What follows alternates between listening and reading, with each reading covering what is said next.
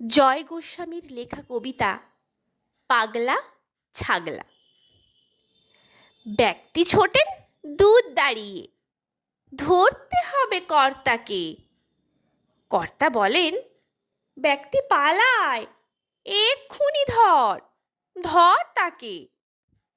কেষ্ট বলে, সিপাই সাহেব, নষ্টের মূল বিষ্টু কি? বিষ্টু বলে, দাঁড়াও, আগে তোমার নামে কেস ঠুকি। স্বল্প বলে, অল্প দাদার মন ওঠে না অল্পেতে।